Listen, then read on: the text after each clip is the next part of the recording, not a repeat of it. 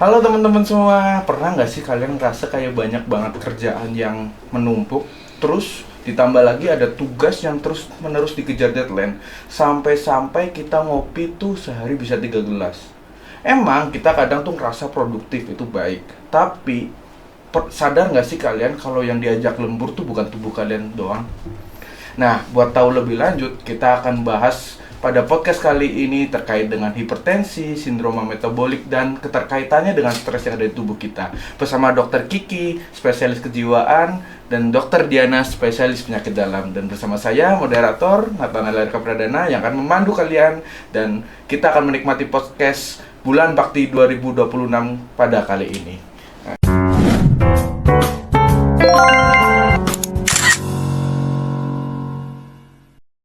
Oke.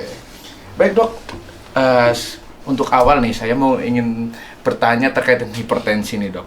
Ya. Sebenarnya hipertensi itu apa sih dok? Untuk definisinya sendiri ya, berarti itu hipertensi adalah tekanan darah yang menetap konsisten di atas nilai normal acuan hipertensi. Nah, itu nanti ada beberapa klasifikasinya ya. Jadi kalau misalnya hipertensi grade 1 ya, oke, nanti apa yang harus diketahui itu tekanan darah sistolik dengan diastolik yang kita lihat ya. Jadi sistoliknya itu lebih dari 140 dengan diastoliknya lebih dari 90. Terus kalau yang grade 2 itu sistoliknya lebih dari 160 dan diastoliknya lebih dari 100. Ada juga kriteria di mana dia normal atau dia normal tinggi ya. Ini yang harus diperhatikan. Kalau untuk normal itu pada panduan terbaru itu kurang dari 130 per 80 ya. Jadi kalau udah di antara normal sama yang hipertensi grade 1 kita sebut normal tinggi, ya itu berarti harus sudah mulai waspada ya. Nah, terus kalau misal kadang tuh kita denger nih, kalau lagi marah tuh darah tinggi, itu termasuk hipertensi nggak tuh dok? Nah, balik lagi ke definisinya ya. Kalau misalnya hipertensi kan berarti tekanan darahnya di atas nilai normal yang konsisten ya. Jadi kita tidak bisa mendiagnosis seseorang itu mengalami hipertensi hanya dalam satu kali pemeriksaan gitu ya. Jadi ada syarat-syaratnya untuk kita menentukan suatu orang menderita hipertensi ya. Pertama, tensinya harus berulang ya, nggak cuma hanya sekali. Kemudian lingkungannya juga harus mendukung ya, harus lingkungan yang tenang ya. Tidak ada aktivitas yang bisa mempengaruhi tekanan darah yang tinggi. Misalnya sedang nyeri ya, mungkin sedang marah, itu pada saat itu tinggi juga bisa. Kemudian sedang sakit itu bisa. Kemudian cara pemeriksaan tensinya ya. Cara pemeriksaan tensi itu harus benar-benar diperhatikan posisinya, kemudian alatnya juga ya. Jadi memang untuk penegakan diagnosis hipertensi itu tidak bisa hanya satu kali pemeriksaan. Berarti kalau misal kita habis ketemu dosen killer, terus kita kerasa kayak deg-degan gitu, belum tentu hipertensi gitu ya dok? Belum tentu ya. Jadi kalau misalnya pada saat itu di tensi tinggi, belum tentu itu hipertensi. Jadi harus ada pengulangan. Ya. Baik. Nah, saya tuh kadang tuh menemukan fenomena dok, beberapa teman saya dan saya juga lihat di media sosial tuh banyak banget yang terkena hipertensi di usia muda. Itu kalau boleh tahu kemungkinan faktor penyebabnya tuh apa ya Bu? Benar, sekarang ini memang mulai terjadi pergeseran ya. Jadi hipertensi itu menurut data penelitiannya nih banyak terjadi pada usia muda yang sayangnya ya, anak-anak muda itu dia nggak sadar kalau dia sudah menderita hipertensi ya. Jadi ada penelitian di Indonesia sih itu ya, jadi antara umur 18 sampai sekitar 20-an itu sekitar 10%. Nah, kemudian yang 20 sampai 30-an itu sekitar 17%. Berarti kan udah banyak. Yang paling di garis bawah itu mereka tidak mengetahui kalau menderita hipertensi gitu ya. Jadi ya sebaiknya itu kita tidak menunggu sampai timbul gejala ya. Kita harus sudah mulai sadar diri untuk mengukur nih tekanan darah saya ini berapa. Apalagi kalau misalnya ada faktor-faktor pencetus tiba-tiba kayak yang tadi diceritakan, misalnya kok habis ketemu dosen killer gitu ya, terus tiba-tiba tensinya kok naik, ya itu minimal harus diperiksa ulang. Berarti bisa disebut nih hipertensi atau penyakit darah tinggi ini silent killer ya, Dok? Iya benar, silent killernya ya itu karena memang selama kita menderita hipertensi ya, karena dia memang sakitnya kan kronis ya, jadi nggak cuman hitungan minggu atau bulan, dia bertahun-tahun gitu. Jadi pasien itu sudah mulai merasakan gejala, nah baru dia menyadari kalau hipertensi. Nah makanya sekarang ini harus bisa dirubah.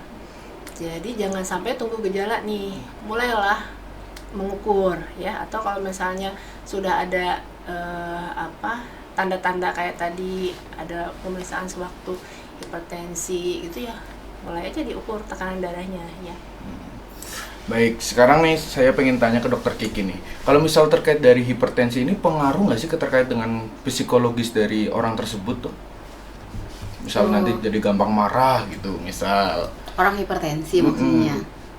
Kalau dari maksudnya gini, kalau kondisi kejiwaan kan sebenarnya banyak faktor ya. Jadi bukan cuman gara-gara hipertensi terus jadi jadi stres gitu. Iya. Kalau kita ini dulu, stres itu kenapa sih orang bisa stres? Berarti kan ada seseorang, kita manusia semua nih ada masalah dalam hidup. Nah ada yang mungkin kan ditanya ada stres, ada distress. Nah bedanya apa? Kalau stres itu pada saat kalian tadi Nathan bilang kalau lagi deadline tugas, mau ujian, kamu langsung deg-degan atau apa gitu. Terus apa yang dilakukan?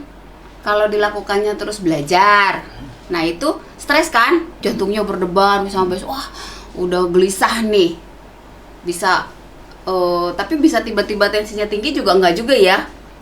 Ini gitu kan. Terus ada juga yang jadi distress, jadi terganggu, tidak melakukan apa-apa. Udah tahu besok mau ujian, nggak belajar, malah diem, ngelamun gitu. Terus akhirnya besok ujian nggak bisa, nilainya misalkan terus nggak lulus. Setelah nggak lulus, stres tak bertambah. Jadi makin terganggu. Nah seperti itu. Jadi kalau hipertensi itu salah satu faktor. Jadi kalau kita stres itu banyak faktor kan. Kalau kita jiwa itu biologi, psikologis, dan sosial. Jadi biologi ya neurotransmitter di otak, zat kimia di otak. Makanya hubungannya bisa nggak hubungannya sama hipertensi? Bisa gitu. Psikologis ya tadi masalah-masalah yang muncul dalam kehidupan dan sosial lingkungan gitu. Nah, melihat dari kondisi anak muda sekarang, seperti yang tadi sudah saya tanyakan Dokter Diana, kenapa sih sekarang banyak anak muda yang terkena hipertensi? Apakah itu berkaitan dengan kebiasaan anak muda yang sekarang yang sering, bisa dibilang sering main HP atau main medsos gitu, Dok? Itu berpengaruh nggak terkait dengan stres dari yang penyebab hipertensi tersebut? Mungkin kan hubungan stres dengan hipertensi ya. Jadi si stres ini bisa meningkatkan hipertensi kalau dia memang ada hipertensi tadinya dasarnya. Terus hipertensi bisa juga menyebabkan stres. Nah, dua-duanya kan saling berhubungan. Terus tadi pertanyaan, kenapa anak muda sekarang banyak yang hipertensi?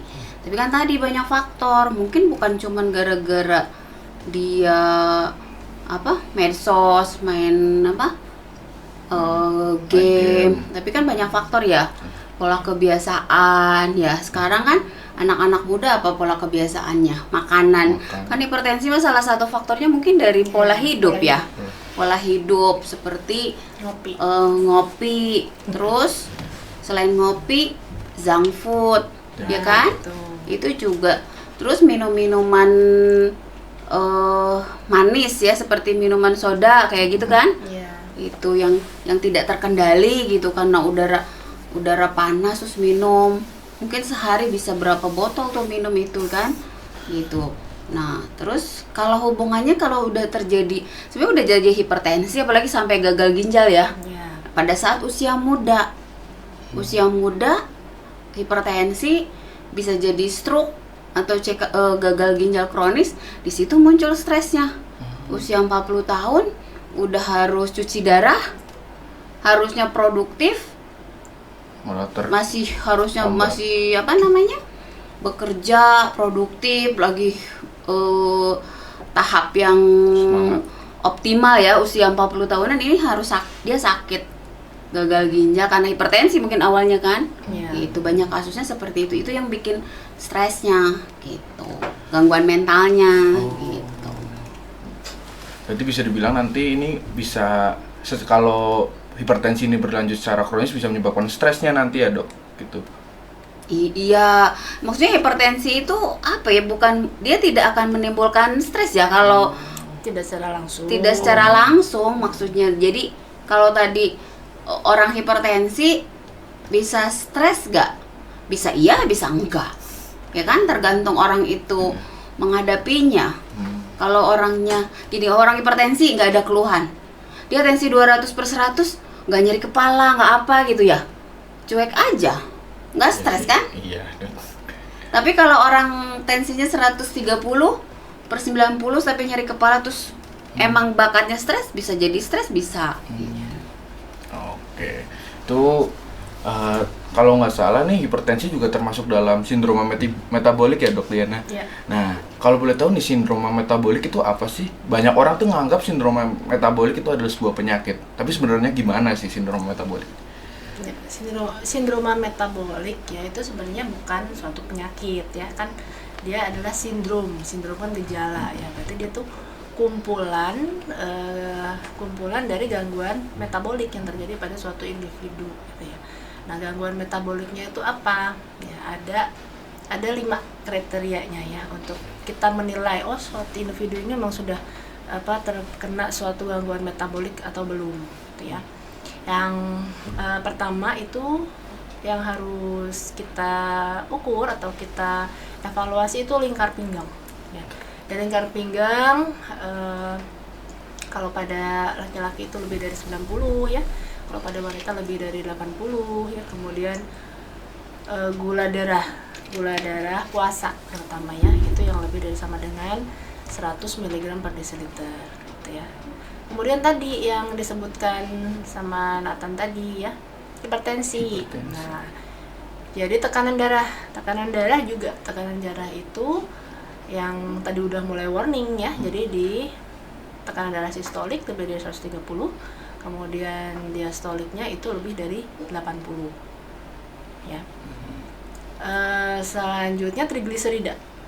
Nah, trigliserida itu adalah salah satu komponen dari lemak ya.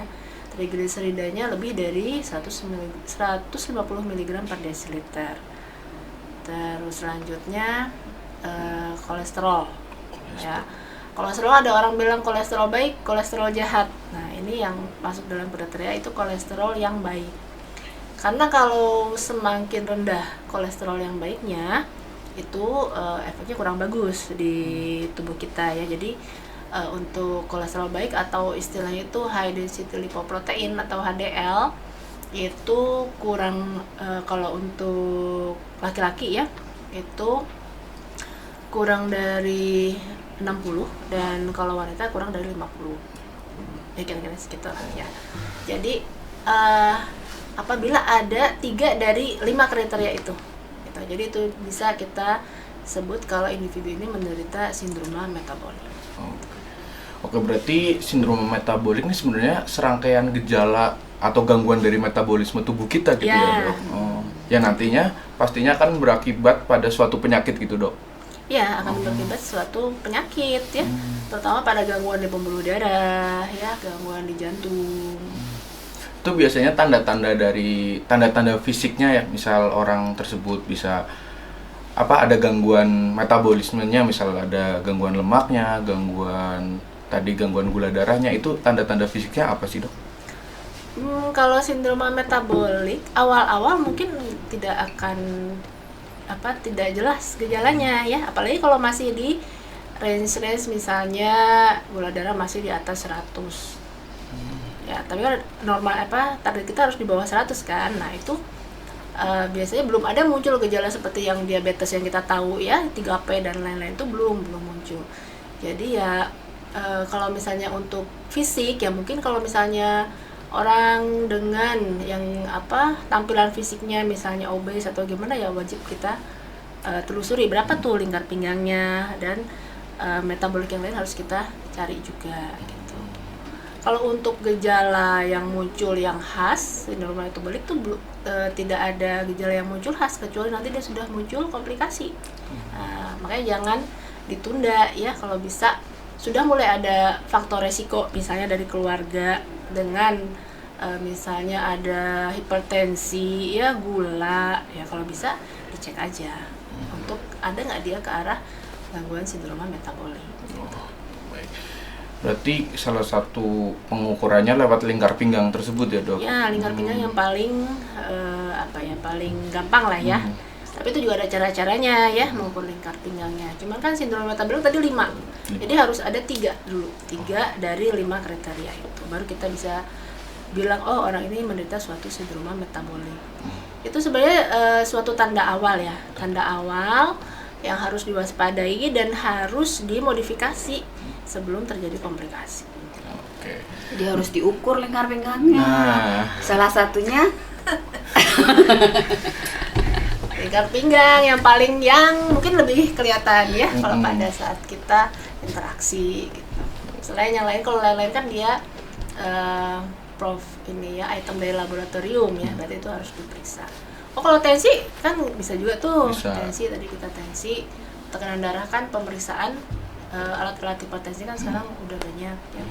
Cuma ya tadi syarat-syaratnya untuk menentukan suatu tekanan darah itu tidak segampang kita melakukan pemeriksaan biasa gitu ya, ada syarat-syaratnya. Yang tadi sudah saya sebutkan. Iya. Nah, sekarang nih Dokter Kiki.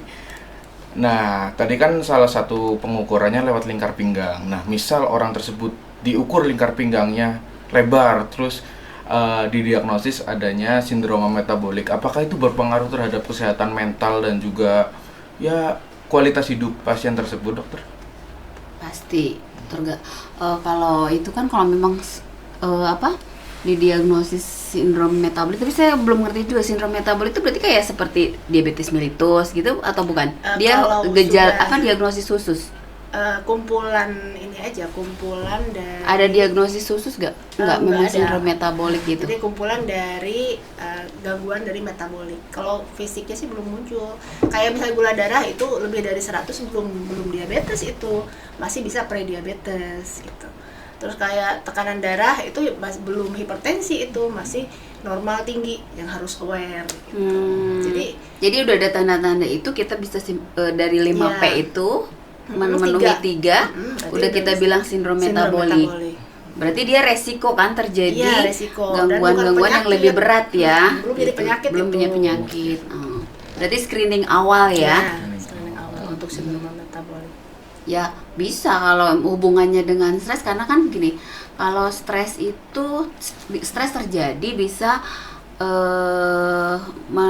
mengganggu atau terjadi reaksi di tubuh kita, hormon-hormon di dalam tubuh itu pasti terganggu ya, kortisol ya, katekolamin, adrenalin itu semuanya terganggu sehingga di tubuh kan bereaksi tuh si tubuh.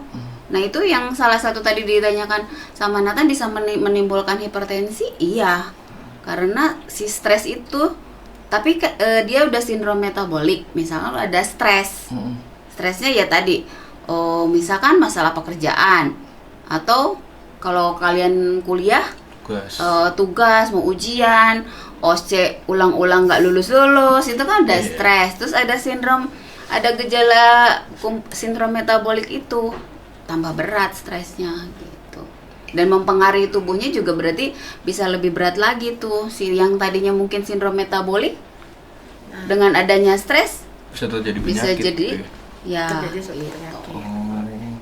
Berarti sangat stres ini bisa dibilang faktor pemberatnya mungkin ya, Dok. Pemicu gitu. Nah, selanjutnya nih, kan salah satu penyebabnya tadi karena gaya hidupnya yang jelek gitu, Dok. Nah, misal ada 2 orang, dia makannya sama, olahraganya sama, terus kegiatannya sama. Apakah nanti bisa kejadian atau terkena penyakit yang sama atau memiliki faktor resiko yang berbeda gitu, Dok? Untuk sindroma metabolik? Untuk keseluruhan, khususnya untuk sindroma metabolik. Iya kan ada faktor resiko yang dirubah sama yang bisa dirubah sama yang tidak bisa dirubah ya. Kalau misalnya tidak bisa dirubah itu ya berarti ya usia genetik gitu ya. Kalau misalnya yang bisa dirubah berarti yang tadi itu aktivitas fisik gitu. Itu kalau misalnya semuanya sama ya dilihat faktor resiko yang tidak bisa dirubahnya ada apa enggak. Kalau misalnya ada genetiknya ya itu berarti berperan ya. Bisa aja 2 orang yang sama itu kegiatannya sama tapi yang satu punya resiko faktor genetik ya dia bisa terkena. Tapi kalau yang lainnya misalnya enggak gitu. Oh, berarti kalau misal di keluarganya ada yang memiliki gejala dari sindroma metabolik ini, ada faktor genetiknya atau pemicunya dari keluarga gitu ya, Dok? Ada, pasti ada walaupun dia presentasinya tidak besar, tidak mempengaruhi secara keseluruhan. Cuman genetik itu berpengaruh ya. Nah, kalau melihat di situasi sekarang nih, kebiasaan anak-anak muda sekarang itu adalah suatu faktor pemicu atau pemicu yang paling beratnya nggak sih, Dok? Yang suka makan junk food tadi, terus suka ngopi, suka scroll medsos, suka males-malesan. Ya, Saya itu, kalau Dok. misalnya medsos, malas-malasan berarti kan sedentary lifestyle-nya itu harus dirubah ya. Berarti kan pola hidup ya, jadi harus ada olahraga, diganti aktivitas fisik yang bermanfaat ya. Makanan juga berpengaruh gitu ya. Kopi di sini kebetulan saya juga pecinta kopi ya. Maksudnya benar-benar kopi yang kekinian itu ya, yang ada creamernya, ada susunya yang gitu-gitu. Tapi kalau untuk kafein dari kopi sendiri itu sebenarnya ada takarannya sendiri yang dia masih aman itu asal tidak berlebihan. Nah, cuman kopi kekinian sekarang tuh kan campurannya semua ada ya, yang gula buatannya lah, creamernya lah ya, itu yang sebenarnya mengandung lemak tinggi kan ya. Jadi itu yang harus kita waspadinya itu di situnya. Terus makanan ya tadi junk food, berminyak, berlemak tinggi itu pasti berpengaruh ya. Kan tadi ada juga pengukuran kadar lemak ya, kadar lemak dari antara trigliserida sama kolesterol itu pasti berpengaruh ke sana untuk sindroma metabolik. Oke. Nah, dari tadi kita udah ngomongin nih salah satu pemicu dari hipertensi dan sindroma metabolik nih stres kan ya, Dok? Salah satu pemicunya. Nah, kita kan gali lagi nih dari faktor pencetusnya atau biang keroknya si stres ini. Nah, stres ini kan salah satunya bisa masuk ke berpengaruh terhadap tidur, Dok. Dokter Kiki. Nah, sekarang nih saya semalam tuh kebetulan scroll TikTok nih. Banyak banget nih anak-anak muda yang pada pamer, saya tidur cuma 2 jam, cuma 1 jam. Saya dalam pikiran saya, buset, ini orang apa dewa ya gitu. Nah, itu berpengaruh nggak sih, Dok, terhadap sindrom metabolik sama hipertensi ini?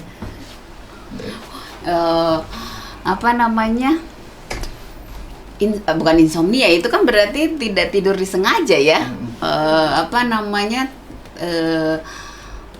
Salah satu faktor dia kan tidur itu adalah kebutuhan utama manusia ya. Jadi tidur ini ada, kalau kalian tahu ada short sleeper. Salah satunya adalah Pak Habibie ya.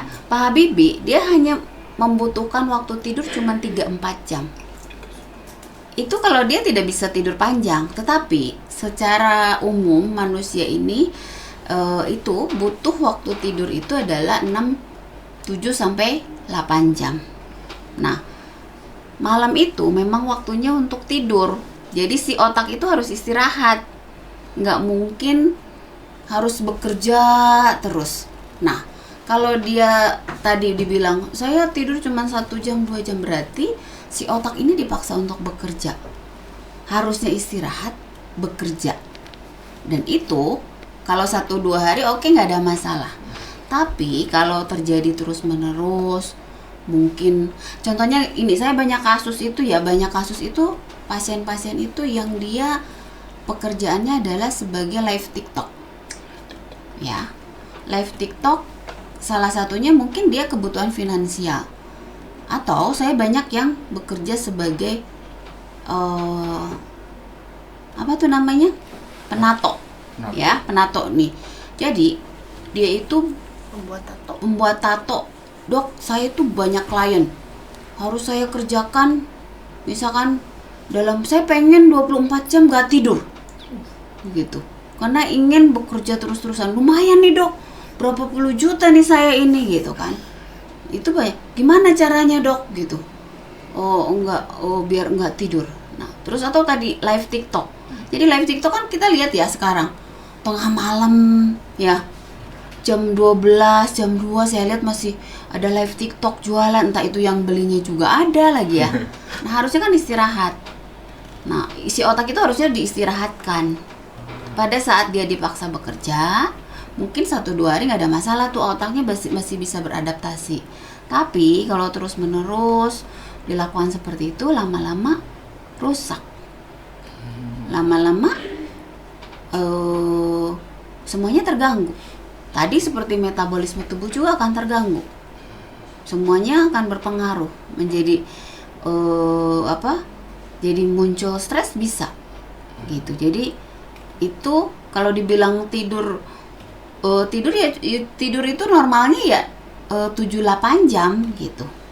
Jadi kalau dia tidur 1 jam, karena mungkin usianya muda, oke lah 1 hari 2 hari nggak ada masalah, atau seminggu. Tapi kalau lama-lama tubuhnya rusak ya, nanti terjadi tadi sindrom metabolik pada usia muda gitu, yang itu tidak disadari kan, tidak disadari. Masih kuat, masih ini, karena tubuhnya masih beradaptasi. Tapi kalau udah terus-terusan lama-lama rusak, ya tadi muncul hipertensi, entah itu gagal ginjal, semuanya karena faktor-faktor tersebut. Nah, salah satu kompensasi dari kalau kita stres malam-malam kan itu kadang kita suka nyari makanan gitu ya dok. Nah, kenapa tuh yang dicari makanan kayak coklat, nasi, ayam goreng? Nggak pernah tuh kayak saya dengar orang nyari makanan brokoli yang sehat gitu kan, brokoli, wortel gitu, siapa tahu gitu. Kenapa yang dicari-cari kayak yang manis-manis, coklat atau nasi, ayam goreng gitu dok? Tergantung lah, itu tergantung orangnya. Mungkin kalau yang mudah, apa coklat gitu, ada coklat. Kalau sayur kan tapi ada juga mungkin tapi mungkin 1 di antara 10 gitu ya yang memang dia sukanya sayuran gitu.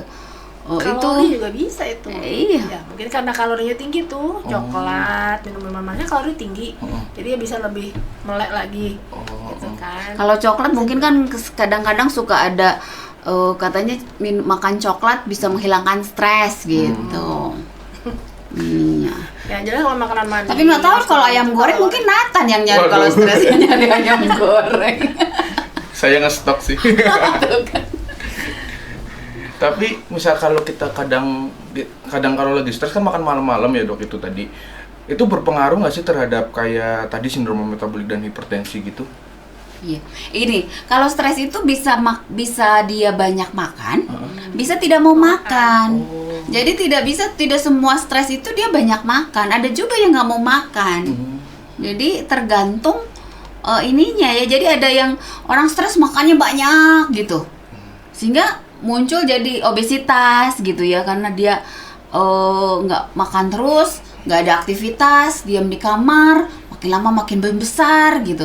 Ada juga yang nggak mau makan, ada jadi nafsu makannya menurun, nggak mau makan, diam. Ada yang jadi ada istilahnya anoreksia, jadi dia nggak mau makan gitu. Itu yang banyak kasus-kasus yang anak-anak muda, yang wanita itu karena takut gendut, dia memuntahkan makanannya, namanya bulimia.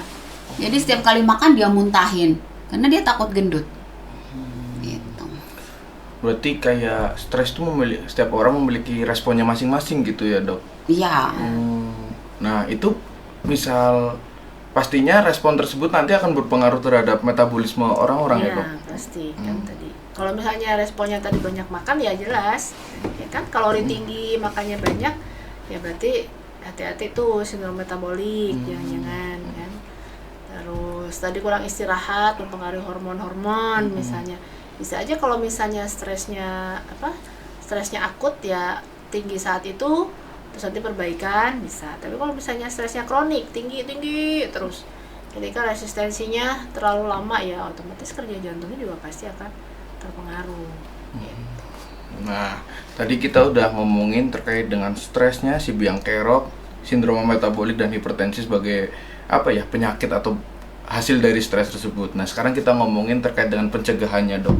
Nah, pencegahannya salah satunya itu bisa pola makan yang sehat ya, Dok. Nah, untuk kalau pola makan yang sehat yang Dokter Diana dari apa sebagai spesialis penyakit dalam yang dianjurkan tuh bagaimana pola makannya? Pola makan sehat yang pasti harus seimbang ya. Seimbang dari karbohidratnya, protein ya, terus lemaknya, terus seratnya itu harus seimbang. Untuk pola makan yang terlalu tinggi kalori ya juga nggak bagus ya. Pola makan yang terlalu tinggi lemak juga nggak bagus. Jadi semuanya harus seimbang. Intinya sih itu aja. Terus aktivitas fisik juga nanti pasti akan berpengaruh ya.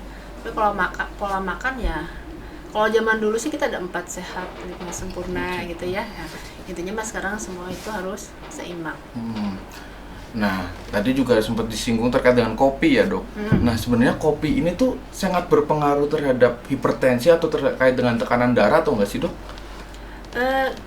Kalau banyak penelitian tentang kopi ya kan isinya tuh kafein, jadi kafeinnya itu yang diteliti. Sebenarnya untuk kadar tertentu dia itu masih aman ya, malah bisa membantu membantu mood booster istilahnya ya.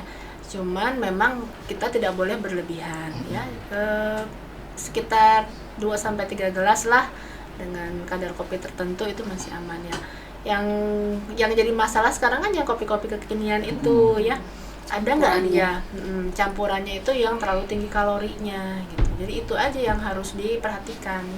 Tapi kalau untuk kopi sendiri saya juga penggemar kopi sih. Enak ya memang, jadi memang mood booster banget tuh, bisa membantu kegiatan kita dalam sehari-hari. Cuma ya itu harus lebih diperhatikan lagi komposisinya. Asal semuanya seimbang sih nggak masalah. Oke. Nah, sekarang saya ingin bertanya ke Dokter Kiki nih. Nah, kandungan kopi kan tadi kafein salah satunya. Itu berpengaruh terhadap atau bisa meredakan stres nggak sih, Dok, si kafein ini? Soalnya saya dengar-dengar dan baca-baca beberapa artikel tuh katanya kafein sangat berpengaruh terhadap stres gitu katanya, Dok. Itu benar nggak sih, Dok? Kalau sebagai terapi untuk stres ya enggak juga. Kayak tadi kan maksudnya salah satu kafein itu jadi meningkatkan konsentrasi gitu, tapi kan untuk kadar-kadar tertentu ya. Jadi tidak menjadi patokan. Oh kalau stres minum kopi, enggak juga gitu. Oh ininya minum kopi enggak. Cuman si kopi ini untuk sebagian kebanyakan, bukan mungkin kebanyakan orang ya. Jadi membuat tadi menjadi, kan suka ada istilah, ngantuk atau lagi lemes nih minum kopi gitu, lemes banget nih jadi biar semangat gitu, tapi bukan untuk dia meredakan stres, enggak gitu. Nah, tadi juga di awal Dokter Kiki tuh sempat menyinggung ada 2 tipe stres ya, Dok, ada distress dan eustress. Nah, itu dua-duanya adalah stres yang baik dan atau enggak sih gitu, Dok? Kalau misal stres tersebut kalau misal berlangsung secara kronis dua-duanya, apakah akan menghasilkan efek yang sama atau tidak gitu, Dok? Oh, berbeda. Jadi kalau stres itu tadi kita mendapatkan suatu stresor ya. Stresor itu kan macam-macam. Stresor bisa kalian kalau mahasiswa dalam ujian dengan dosen, kalian mau skripsi, tugas atau apa. Kalau orang bekerja dalam pekerjaan, tekanan atasan ya, kalau di lingkungan rumah, orang tua atau apa, itu stresor ya, menimbulkan seseorang menjadi stres. Stres itu stres yang normal. Jadi manusia itu kan kalau gimana tadi caranya, kalau dia dapat stres itu stres, jantung berdebar gitu, deg-degan. Kamu mau ketemu calon mertua, stres kan? Gitu. Terus jantungnya. Tapi bagaimana cara menghadapinya? Nah, itu stres yang normal, mengantisipasi nih gimana tadi kalau mau ujian. Nah, kalau di stres itu menjadi suatu gangguan. Stresnya yang menjadi suatu gangguan, dia tidak bisa mengelola stresnya itu. Udah tahu nih besok mau ujian tadi, tapi nggak belajar, malah tidur. malah main. Aduh. Nah, besoknya ujian nggak bisa. Nah, terus nilainya nggak lulus. Aduh. Udah kebayang sebenarnya akan begitu, tapi dilakukan. Aduh. Nah, gitu. Terus nggak lulus, jadi stres, jadi distres, jadi gangguan gitu. Itu apa? Edukasi bukan ngomongin saya kan, Dok? Takutnya ngomongin saya ini. Bisa juga. Ya kan, kalau kamu mau skrip, mau presentasi kan stres kan? Gitu. Tapi kan kalau nggak belajar, kalau belajar stresnya tapi akhirnya terlewati juga gitu kan? Iya, Dok. Nah, kebanyakan orang kan mengalami tadi distress ya, Dok, terkait dengan gagalnya pengelolaan stresnya tersebut. Nah, dari Dokter Kiki sendiri nih, ada tips atau cara untuk mengelola atau memanajemen stres yang baik itu gimana sih, Dok? Kalau kita sebenarnya kalau kita mendapatkan stres itu kita harus tahu dulu si stres itu penyebabnya apa ya, satu. Nah, salah satunya tadi ya dengan pola hidup yang baik ya. Pola hidup yang baik, kemudian kalau saya sih lebih ke daya tahan mental. Ya. Jadi daya tahan kita sebagai manusia itu kalau ada stres itu respon kita tuh kayak gimana nih? Nah, daya tahan mental itu ada yang matur, ada yang imatur. Ya, jadi matur itu dia bisa kamu kalau stres olahraga, humor, ya. Terus ventilasi, bercerita.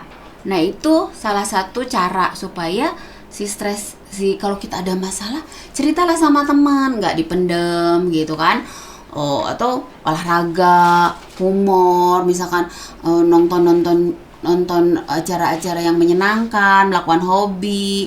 Nah, tapi kalau yang imatur itu apa? Dengan cara dipendem, direpresi ya. Biasanya kalau kita ada masalah itu didiem, terus udah gitu dengan cara menghindar, displacement apa? Contohnya ya, misal kamu dimarahin sama senior, dimarahin padahal nggak salah nih, kesel kan? Nah, nggak bisa Mbak ngelawan senior, atau dimarahin dosen nggak bisa kan? Yang ada kamu nanti di skor ya. Iya. Nah, terus kamu pulang ke rumah, adekmu yang masih kecil, kamu limpahkan tuh kekesalan kamu ke adekmu. Melampiaskannya gitu ya, Dok. Itu namanya displacement. Nah, itu imatur. Kalau si pola-pola imatur itu dilakukan terus-menerus, bisa menjadi suatu gangguan nantinya.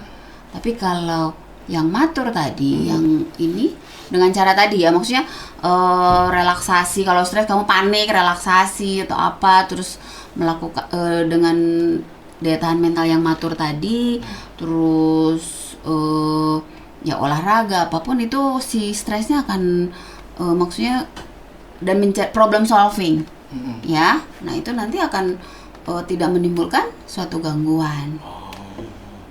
Nah, salah satu pengeluarannya tadi kan katanya bisa untuk olahraga gitu ya, Dok. Nah, olahraga ini ternyata bisa juga untuk pengelolaan sindroma metabolik ya, Dok. Bisa. Nah, kalau boleh tahu saran dari Dokter Diana nih untuk olahraga atau aktivitas fisik bagi teman-teman yang di rumah itu gimana sih yang baik dalam mengelola si sindroma metabolik dan hipertensi ini? Oke, jadi untuk olahraga sebenarnya itu yang pertama harus rutin ya. Jadi rutinitas itu yang penting. Jadi kalau olahraga nggak cuman hanya lagi ini nih lagi boomingnya olahraga padel misalnya ya, padel gitu ya. Tapi nanti ntar udah nggak booming nggak lagi. Tapi yang penting sih rutin, dan dia sifatnya aerobik ya, jadi membakar kalori. Nah, itu kalau bisa rutin sekitar 30 menit ya, misalnya sehari gitu ya. Contoh yang paling ringan misalnya jalan lah ya, itu bisa 2-3 kali dalam seminggu gitu. Jadi memang rutinitas itu penting karena itu yang akan membantu untuk pencegahan tadi ya, sindrom metabolik dan lain-lain. Dan pemilihan jenis olahraganya juga penting, terus waktunya juga penting gitu. Jadi olahraga nggak cuma olahraga aja gitu ya, sekali olahraga udah gitu, enggak, tapi harus tadi itu jenisnya, terus waktunya, sama rutinitasnya gitu ya. Nah, misal bukan misal sih, saya kan sering telat nih ya dok ke kelas nih ya dok. Nah jadi lari-larian lari-larian itu apakah termasuk jenis olahraga yang bisa untuk menstabilkan berarti olahraga ini ya telatnya harus rutin. Waduh, ya bisa dibilang harus rutin gitu. Seminggu 6 kali. Sebenarnya berarti aktivitas fisik biasa, bukan kita sebut sebagai suatu olahraga gitu ya kan. Tadi kan olahraga yang memang membantu kan tadi udah ada tuh persyaratan-persyaratannya. Jadi kalau memang aktivitas fisik sehari-hari tetap harus kita lakukan. Misalnya yang menyehatkan ya, misalnya di sekolah nih adanya tangga sama lift, milih mana? Milih lift. Ya seperti itu Ya, naik turun tangga ya, terus jalan gitu ya. Terus pokoknya hindari yang sedentary lifestyle gitu. Itu juga membantu sebagai aktivitas fisik, tapi ya bukan dihitung sebagai suatu olahraga yang akan membantu sindrom metabolik tadi. Nah, sekarang pertanyaan saya nih, kapan sih waktunya kita dapat memeriksakan atau kita harus memeriksakan diri kita ke dokter, baik ke dokter penyakit dalam ataupun ke dokter jiwa terkait dengan stresnya, dok? Terkait dengan stres? Terkait dengan Sindrom metabolik. Men-screening mungkin ya. Ya, screening ya mungkin kalau udah ini ya harus sadar diri. Tapi sekarang sih semua orang kan udah mulai teredukasi ya. Jadi kalau misalnya ada riwayat keluarga nih, keluarga misalnya dia ada hipertensi, ada diabetes, nah itu sebaiknya udah mulai screening, udah mulai sadar diri dan memeriksakan diri gitu ya. Jadi jangan sampai menunggu ada terjadinya gejala gitu ya. Kemudian misalnya sudah mulai ada kenaikan berat badan nih yang signifikan gitu ya. Udah mulai tuh kita harus mulai sadar dan memeriksakan diri. Jadi jangan sampai menunggu terjadi komplikasi baru timbul gejala baru kita berobat. Kalau misalnya apalagi ini ada di kedokteran ya. Misalnya ada pemeriksaan tensi atau apa ya, cek aja tensinya dan harus tahu juga kalau misalnya memang ada genetiknya dari keluarga yang hipertensi ya justru itu harus diperiksa untuk screening. Obesitas terutama ya, atau mungkin kalian yang sedentary lifestyle nih kebanyakan scrolling gitu ya, medsos ya. Saya ngerasanya kayaknya saya kok udah mulai kebanyakan ini berbaring nih, kaum rebahan ya, itu screening aja kan diperiksa. Jadi ya secepat mungkin karena dia memang silent killer yang tadi disebutkan itu memang awal-awalnya dia tidak bergejala. Nah, tuh buat teman-teman semua yang kalau liburannya ke Pulau Kapuk harus lebih aware ya. Pulau Kapuk itu kasur gitu kalau buat yang tahu. Nah, sekarang nih dari Dokter Kiki, gimana sih kapan kita harus periksa stres ke dokter psikiatri gitu? Kalau misal udah mengganggu kah atau udah timbul gejala kah atau gimana nih dok? Jadi Nathan perlu nggak ke psikiater? Jadi kapan kalau suatu stres itu dibilang harus ke psikiater ya? Mungkin banyak kasus-kasusnya nih ya di mahasiswa kedokteran itu. Kapan sih harus konsul? Pada saat kalau kondisi gejalanya ya, misalkan kamu stres, cemas, gelisah, nggak bisa tidur, terus mengganggu. Sebenarnya yang membedakan itu adalah kalau fungsi jiwa itu ada 3 ya. Jadi fungsi sehari-hari, fungsi sosial, fungsi perawatan diri. Jadi kalau fungsi sehari-hari ini sebagai apa? Sebagai mahasiswa. Kalau itu sudah terganggu, tadinya misal kamu dalam 1 bulan kuliah sering nggak masuk kuliah karena kondisi sering sakit-sakitan misalnya, karena stresnya itu, terus ujian sering nggak masuk, nah itu berarti kan sudah terganggu ya. Kemudian fungsi sosial itu apa? Interaksi sosial antara teman, dengan saudara. Kamu lebih banyak mengurung diri, nggak mau bergaul. Kamu punya masalah tapi nggak mau cerita, nggak mau cari teman, dikekep sendiri. Itu fungsi sosialnya udah terganggu. Fungsi perawatan diri apa? Nggak mau mandi. Kamu kuliah setiap hari nggak mandi, seminggu kuliah nggak mandi gitu. Mungkin temenmu udah kebauan tuh, cuman nggak ngomong aja gitu. Baju nggak ganti-ganti dalam seminggu kuliah, misalkan dalam diska kok bajunya itu terus nggak ganti-ganti, ya mandi tapi nggak sikat gigi gitu. Nah itu kalau udah 3 fungsi itu terganggu di situ, dan kalau mahasiswa misalkan ya IPK nilainya nggak naik-naik nih gitu, atau kita pasti prodi atau ini ya, mungkin banyak kasus kita akan cari tahu kenapa sih gitu.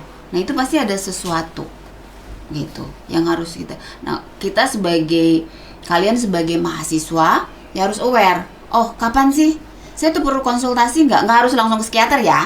Jadi bisa juga kalian kalau memang ringan bisa ke psikolog dulu ya. Jadi ke psikolog dulu, asesmen dulu. Perlu nggak kalau dari psikolognya udah di ini harus ke psikiater, ya berarti harus ke psikiater. Jadi kalau ke psikiater itu bukan berarti gila ya. Jadi bukan berarti gila, memang kondisi tertentu yang memang memerlukan bantuan psikiater ya nggak apa-apa. Supaya fungsinya membaik, produktif gitu. Jadi banyak kasus-kasus yang apa? Contohnya mau skripsi, udah 2 tahun yang lalu nggak maju-maju gitu. Karena apa? Trauma misalkan dengan penguji. Jadi dia nggak maju-maju. Terus dia jadi murung, berdiam diri, nggak ngapa-ngapain. Padahal tinggal ujian skripsi. Nah itu kan berarti harus konsultasi tuh, gitu. Seperti itu. Berarti baik secara mental ataupun secara fisik kita perlu banget manajemen atau ya memberi kenyamanan bagi tubuh kita gitu ya dok. Iya. Untuk yang tahu kan diri kita sendiri. Iya. Jadi yang aware diri kita sendiri. Orang lain nggak tahu, kan? Betul. Kondisi hati kita, kepala kita. Tapi yang harus ini ya kita, gitu. Oke, selanjutnya kita masuk ke segmen mitos atau fakta nih dok. Ini ada beberapa titipan pertanyaan dari teman-teman saya yang sudah saya tanyakan gitu. Ada nggak sih mereka yang ingin ditanyakan terkait dengan hipertensi dan sindrom metabolik terkait dengan stres ini? Yang pertama ini ada pertanyaan dari Selvano. Harus seru dong, jawabannya harus seru nih. Aduh, boleh dari seru nih. Ini dari Selvano nih dok, ada pertanyaan nih. Dok, saya kan badannya kurus, pasti bebas dari sindrom metabolik dong. Tuh katanya gitu dok, bener nggak tuh dok? Itu Mitos berarti apa fakta? Mitos, kenapa mitos dok? Ya. Jadi kalau kurus itu belum tentu kadar lemak kalian itu rendah, ya. Jadi ada pemeriksaan untuk kadar lemak itu yang memang pada orang-orang yang kurus dia bisa tinggi. Jadi itu kan yang kita cek kan kadar lemak dalam darah, ya. Jadi bukan masalah dia kurus atau gemuknya. Jadi yang kita cek itu ya memang kadar lemaknya dalam darah. Jadi jelas itu mitos. Oh, berarti badan belum tentu menggambarkan dalam badannya tuh gimana ya, gitu. Tentu ya. Oke, tuh ingat Silvano tuh. Jangan mentang-mentang badannya kurus nih.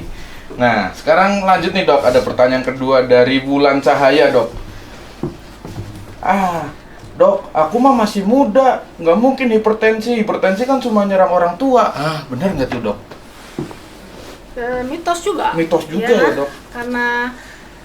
Karena tadi kan udah kita bahas ya, jadi memang pergeseran dari gaya hidup, ya pola makan, dan sekarang itu memang di antara pasien-pasien yang diteliti yang tadi usia muda tuh 18 sampai 20-an, terus 20 sampai 30-an itu beberapa persen sudah menderita hipertensi gitu ya. Dan dia memang tidak menyadari itu. Kayak yang tadi nggak mungkin saya masih muda hipertensi. Ya, jadi tetap pengukuran tekanan darah itu harus dilakukan, terutama tadi yang ada faktor resikonya ya, apalagi faktor resiko yang tidak bisa dirubah itu. Oh, berarti karena sekarang banyak anak muda juga mulai sedentary lifestyle gitu ya dok? Ya. Malah itu yang membuat bahaya bagi ini. Terus pola makan tadi ya. Jadi sudah aware tuh kalau udah mulai saya kayaknya udah sedentary lifestyle-nya terlalu sering nih. Terus pola makan juga nih, tadi sering begadang, sering ngemil nih. cek dong. Cek ya, jangan cek, suka ngomel karena emang malam-malam. pengukuran yang harus kita jadikan patokan. Tuh buat cahaya bulan, jangan mentang-mentang masih muda ini suka ngemil malam-malam malah ntar jadi bahaya ini. Nah lanjut. Ada dari Izar Suroso. Nah, Siapa itu Izar? ini ada teman saya dok, namanya Izar Suroso dok.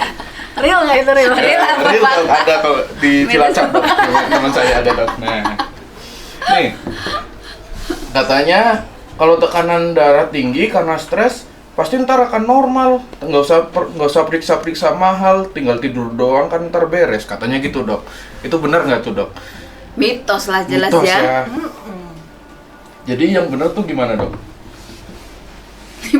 Hipertensi Tanpa hipertensi karena Iya, stres, hipertensi. tanpa perlu dikelola. Jadi dia tuh udah hipertensi, Mm-mm. gitu ya, terdiagnosa hipertensi nih, tapi dia menganggap kalau dia tuh hipertensinya karena stres. Iya. Nah, jadi nggak perlu diobatin, tidur Iya. aja, karena Iya. dia stresnya kurang tidur sana. Iya, itu benar apa enggak dok? Ya mitos. Mitos. mitos lah ya, harus periksa lah. Harus periksa ya dok. Kecuali gini ya, jadi ada ya, kita suka kasus-kasus kayak gini.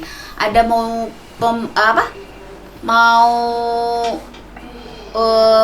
daftar kayak daftar tentara kan, pemeriksaan ya. Jadi pada saat kita ini loh, pemeriksaan tekanan darah, karena stresnya mau diperiksa, tensinya tinggi. Oh. Padahal dia normalnya nggak tinggi, karena dia udah mikirin akan diperiksa, akan Panik dites gitu. gitu. Nah itu dengan cara dia relaksasi, lebih tenang, ya nanti akan normal gitu. Itu yang jadi harus dibedakan. Kalau yang seperti itu kejadiannya dia stres, dia mau diperiksa, mau melakukan pengetesan, tensinya jadi tinggi, padahal normalnya enggak. Gitu. Tadi kan ada syarat hipertensi itu beberapa kali dites ininya, kalau memang hipertensi pasti diulang-ulang dalam keadaan apapun dia hipertensi. Tapi kalau itu setiap kali, dok saya tuh setiap kali mau screening tensinya tinggi gitu. Oh, berarti kita harus gali lagi faktor yang lain gitu ya dok? Iya, anamnesis harus kita tanya. Karena biasa kalau dia dalam keadaan biasa aja normal. Gitu yang membedakannya. Oke, ini udah kejawab, berarti mitos ya Izar Suroso. Jadi itu bisa aja karena Pak, meningkat karena panik, itu bisa aja Izar Suroso. Jangan mentang-mentang mau diperiksa terus tidur. Nih, nah ngomong-ngomong tentang tidur nih dok, ada pertanyaan menarik nih dari Septiana Nugraha nih dok. Nah, ini katanya kurang tidur selama seminggu itu bisa membuat tekanan darahnya meningkat. Itu benar apa enggak dok? Mitos atau fakta dok? Fakta, bisa Fakta. lah itu ya. Bisa. Nggak tidur seminggu. Buset, dewa kali ya dok? Hah? Dewa Oh, kali. otaknya kan kerja terus Iya. itunya. Hormon-hormonnya kerja Iya, terus. hormonnya terus kalau seminggu berarti nanti kalau misalnya akut, stres yang akut tuh bisa kembali normal. Tapi kalau dia yang udah mulai kronis, udah mulai tekanan darahnya cenderung tinggi, itu bisa nanti terjadi hipertensi. Berarti kalau kurang tidur ntar bisa bikin stres yang kalau berlangsung lama bisa menjadi kronis gitu ya dok? Bisa, stres kronik itu justru nanti yang bisa memicu hipertensi. Kalau stres akut kayak yang tadi mungkin ya, kalau pemeriksaan sekali itu gitu, dia tinggi, ya kan dia saat itu lagi stres gitu. Tapi kita harus ulang memang. Jadi diagnosis hipertensi itu nggak segampang itu ya. Jadi kita butuh analisis, butuh pemeriksaan berulang-ulang gitu. Karena nanti kalau memang seorang udah kita diagnosis hipertensi, ya konsekuensinya harus minum obat. Tuh, Septiana dengerin. Berarti tidur lah, ntar kalau nggak tidur malah sakit ya dok?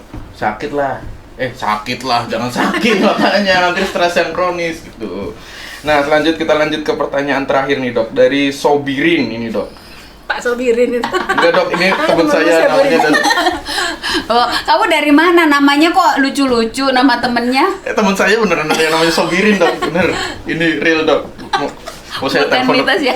Bukan, ini fakta dok.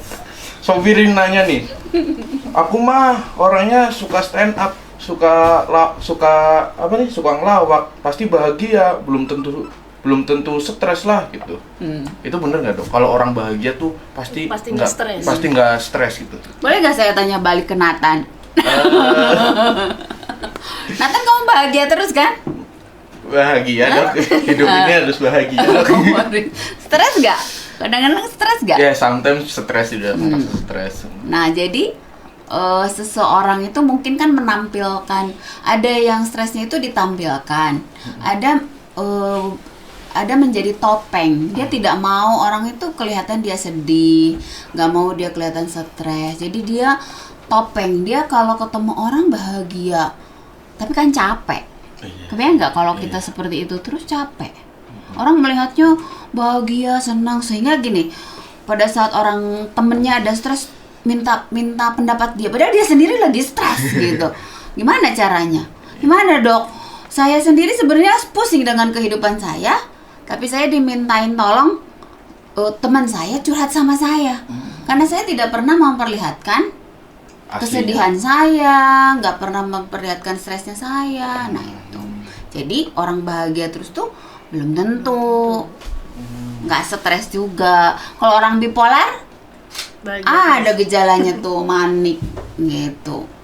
Itu gejala ya. Oh, berarti kalau misal orang dengan gangguan mental, misal kayak bipolar tadi, itu berpengaruh terhadap kesehatan fisiknya nggak sih dok? Misal kayak tadi. Iya, pasti. Kan sehat jiwa dan raga ya. Jadi harus dua-duanya tuh sehat. Kayak cuman jiwanya aja tapi raganya ya tetap nggak sehat. Raganya aja tapi jiwanya ya nggak sehat. Harus sehat semua. Oke dok, tadi nggak kerasa nih kita udah di penghujung acara nih dok. Jadi kita tadi udah ngebahas ya gimana sih hipertensi dan sindrom metabolik itu berkait dengan stres ini ya dok. Jadi kita harus kelola secara tubuh kita atau secara raga kita ataupun secara mental atau jiwa kita, itu ya dok. Nah untuk stres ini tadi lebih baik jangan dipelihara ya dok, jangan berlangsung secara kronis gitu ya. Nah tuh teman-teman, mending jangan pelihara stres, pelihara ikan aja, seru tuh, gitu aja. Semoga podcast ini bisa mengedukasi teman-teman semua ya dok, bisa teman-teman yang di rumah, para pendengar semuanya ataupun yang di ruangan ini, semoga tersadarkan antara gimana kita mengelola stres dan bagaimana kaitan stres dengan gangguan yang ada di tubuh kita, gitu ya. Semoga sehabis mendengarkan podcast ini yang meningkat tuh adalah kesadaran diri kita atau awareness diri kita, bukan darah tinggi lagi yang meningkat, tapi awareness diri kita. Oke, sekian dari kami. Saya sebagai moderator Nathanael Perdana, dan sebagai narasumber ada Dr. Kiki, psikiatri, dan ada Dr. Diana, spesialis penyakit dalam. Terima kasih semuanya. Pamit undur diri. Terima kasih. Dadah.